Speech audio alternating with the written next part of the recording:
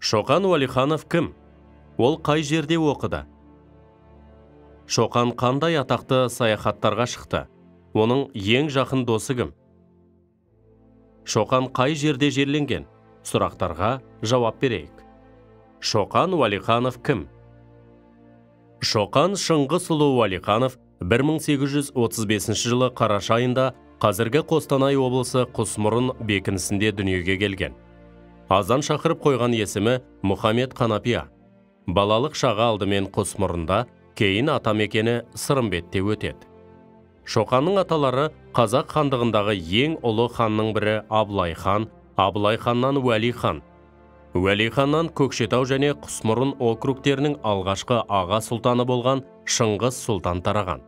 Шоқан Шыңғыс сұлтанның ұлы. Шоқанның жастайынан білім ғылымға жақын болуына әкесі Шыңғыстың әсері зор болды. Орыс ұлтының зиялы қауым өкілдерімен жақын араласқан Шыңғыс баласының оқып, білім алу үшін барлық жағдайды жасады.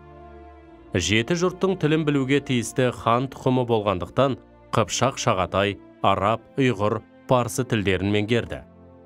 Шығыстың ғұлама ғалымдарының еңбектерімен танысты. Неміс, ағылшын, француз тілдерінде жетік меңгеріп, осы тілдегі ғылыми еңбектер мен карталарды да зерттеумен айналысты. Шоқан қай жерде оқыды? 1847 жылы сол кездегі ірі оқу орындарының бірі саналатын Сібір кадет корпусына оқуға түседі. 1853 жылы оқуын аяқтап, атты әскер корнеті деген атақ алып шығады. Шоқан кадет корпусында белгілі ғалым, географ және зерттеуші Григорий Потанинмен бірге оқыған. Шоқан қандай атақты саяхаттарға шықты? Офицерлік қызметте болғанына қарамастан Шоқан саяхат жасап, ғылыми зерттеулермен шұғылданғанды қалады. 1856 жылы Ыстықкөлге, 1857 жылы Алатау қырғыздарына сапарға шығып, қырғыздардың атақты Манас жырын алғаш болып қағазға түсірді.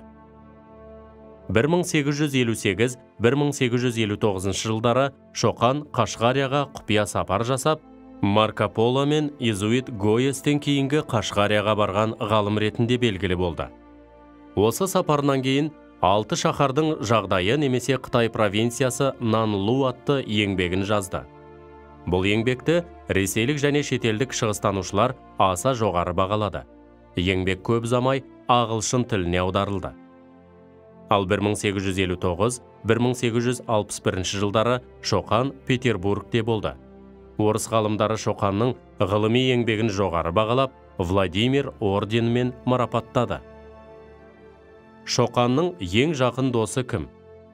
Шоқан орыстың аса көрнекті жазушысы Федор Достоевский мен орыс мәдениетінің алдыңғы қатарлы өкілдерімен, шығысты зерттеушілермен, орыс ғалымдармен, ақындармен таныс болып, байланысын үзбеген.